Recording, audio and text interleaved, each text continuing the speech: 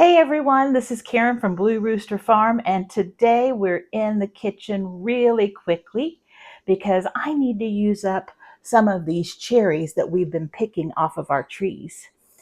If you want to see what we're going to make, stick around. I'll show you.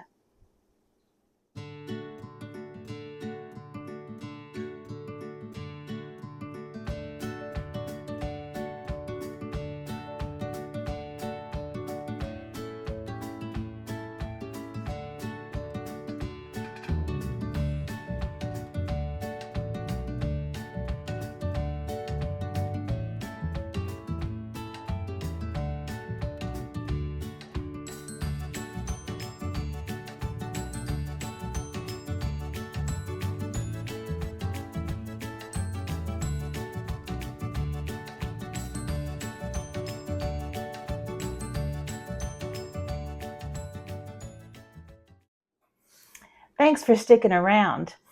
I hadn't planned on doing this video. I need to get outside and mow the yard before it rains, but I also needed to mix up this, so I thought, okay, I'm going to bring you along because this is a wonderful recipe. As you know, our cherry trees are loaded this year, so I wanted to make a recipe that included some of those delicious cherries. And this is one that our family has year-round because we freeze our cherries, but especially this time of year, we really enjoy it because they are so fresh. So this is a cherry crisp. It's a fresh cherry crisp. It's not using canned anything. It's all fresh from the trees. If you can't find fresh sour cherries, use sour cherries. If you can't find them, you can find some probably frozen or canned. But don't get the pie filling. Get just the canned sour cherries. So what I'm going to do is I'm going to start off with my 9x13 glass pan. And I'm going to add approximately 4 cups of cherries with the juice. Now I've got a big bowl here. I think I had about 8 cups. So I am just going to throw in what I think will be good for us this weekend. We've got the boys coming home again this weekend to work on their cars. And so we're also going to smoke a brisket. So we're going to need some food to go with that. And so this is perfect because they all love this. The next thing we're going to do is we're going to take 1.5 cups of white sugar, 4 tablespoons of flour, and 4 tablespoons is the same as 1/4 cup. And we are going to mix this together. And I'm just mixing this directly in my casserole dish because I don't want to get another dish dirty. Like I said, I got some things to do and I need to get outside. So we just get that all mixed in. I also am going to add a teaspoon of almond flavoring, and this is what makes it so good. So good. It's that cherry and almond flavor together. Delicious. Now, if you wanted to, you could add some cinnamon right here, but I'm going to wait and use the cinnamon in my crisp topping. So make sure that that sugar and that flour and that almond are all well incorporated. And you can see it's juicy, and that's all right. That flour will thicken it up as it is cooking. Okay. I think we got it all really good. The next thing, I'm going to set this aside. The next thing we're going to do is we're going to make our topping. We are going to take 1.5 cups of flour. And you can use any kind of flour you want. If you wanted to make it whole wheat flour, that would be fine. I have done this with almond flour too, if you wanted to make it really healthy. But today I'm just using regular flour. And I'm going to take 1 cup of brown sugar. So remember, we've made the brown sugar on a video that I had released earlier. So if you're interested in how to make brown sugar, check that out. So in this recipe, we're going to do 1 cup packed brown sugar. Then we are going to take, I'm going to take about a teaspoon, a heaping teaspoon of cinnamon. Yeah, a heaping. And then I'm going to take a stick of butter and a half a cup of shortening. You could use 2 sticks of butter. You could use part shortening, part butter. I'm using lard instead of the shortening just because that's what we use. That's what I make and that's what we use. It's great for pastries. And it's cold. You got to have cold. The butter also needs to be cold. Stick that in. So we've got our flour, brown sugar, cinnamon, butter, lard, and I also want to add some salt because my butter was unsalted. So I'm going to add, oh, I think I can get away with a teaspoon of salt. That needs a little more. And then we're going to use our pastry cutter, and we are just going to cut all of that in, kind of like what you do when you're making biscuits or a pie crust. If you want to use 2 knives, you can. If you want to use your fingers, you can. I prefer the pastry cutter. And normally when I make this, I would put it in just a little bit bigger bowl, but I wanted it to be clear so you could see. So all I'm doing is cutting that butter and that lard into the dry ingredients and making those pieces smaller.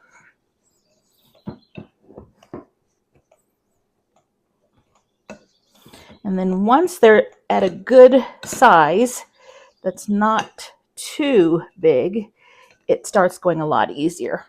And so I will get this into pea size or smaller.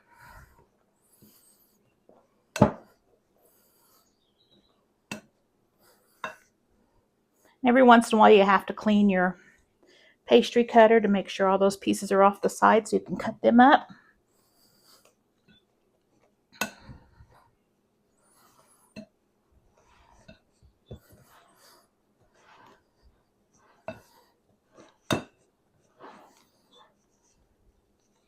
This is probably the most time-consuming thing of this recipe. Well, pitting the cherries do take a little bit of time, and I pitted those just a little bit ago. But you put your favorite movie in, you put something in that you like to watch, listen to, it goes by fast. You can multitask. Okay. And then I'm going to clean this off.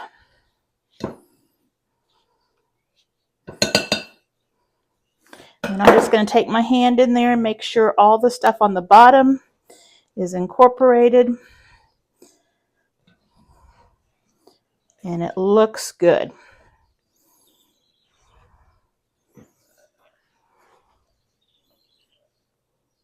Okay. Then we need to add our, let's see, how much did I have? 1 cup of old-fashioned oats. And I'm just going to continue using my hand since this bowl is not too big. I don't want to be splashing it out with a spoon. So in here we have 1.5 cups of flour, 1 cup of oats, 1 cup of brown sugar, 1 cup of shortening butter combination, half cup of butter, half cup lard, and our cinnamon. So we got everything. Oh, and I added some salt because we did not have salted butter. And I really, even if it was salted butter, I think I would add a little salt. It brings out the flavors. So this is ready to sprinkle on our cherry crisp. So let me sweep everything out of our way. See how quick this is? And I'm just going to take handfuls and I am sprinkling it on top of my cherries.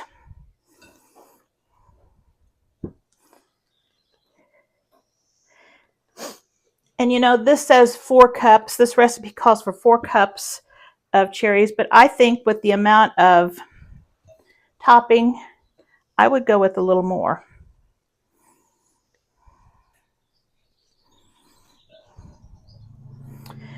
Now, I wouldn't go with a deeper pan, you know, and smaller circumference, because you would have an awful lot of topping, you know, big old thick thing of topping and a big old thick thing of cherries, and it wouldn't mix as nicely. Part of the thing that this topping does is also help thicken up those cherries.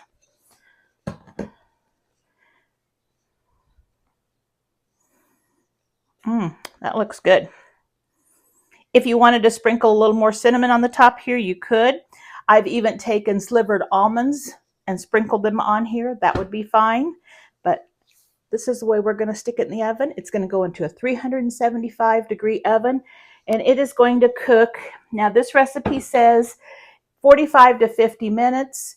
Just make sure that it is bubbling all the way through. If it's not bubbling in the center, you might need to, stick a knife or something in there. If it's not bubbling in the center, that center isn't cooked all the way through. So it needs to be bubbling all over.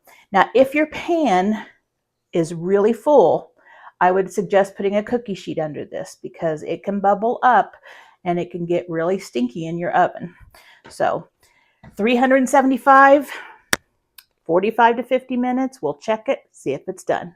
All right. I hope you enjoy it. Thanks again.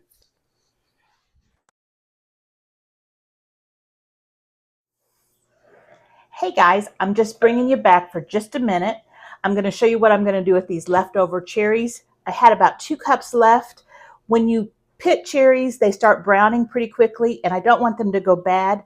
So what I'm going to do is make a topping like for pancakes or waffles or biscuits. So all I'm going to do is with 2 cups of cherries, and there's quite a bit of juice in there, I'm going to drop in 2 tablespoons of cornstarch, 1 cup of sugar, mix that together.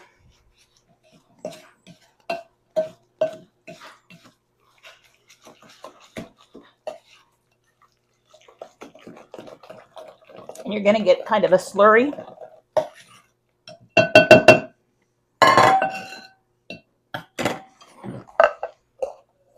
Looks kind of like that. I'm going to stick it in the microwave. I'm going to start with about 1.5 minutes, and then I'm going to stir it, and then I'm going to keep going until I have a thickened topping texture, and I'll show you what it looks like.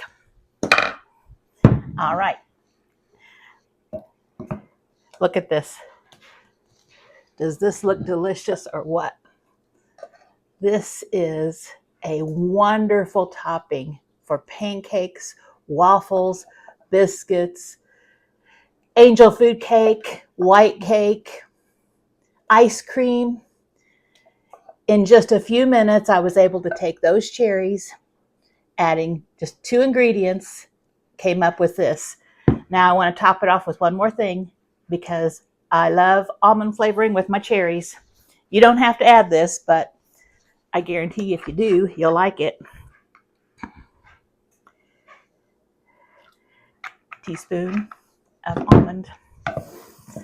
Stir that in, and you've got yummy.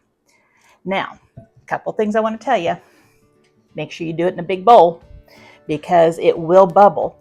Once it starts boiling, you need to let it boil about 2 minutes because you need to cook the cherries a little bit and get that juice to escape, and then that juice needs to become clear, or actually a red clear.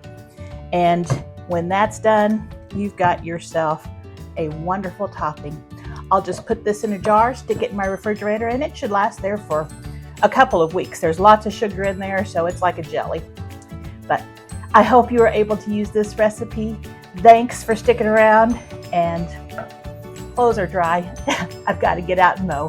Thanks a lot. Bye-bye.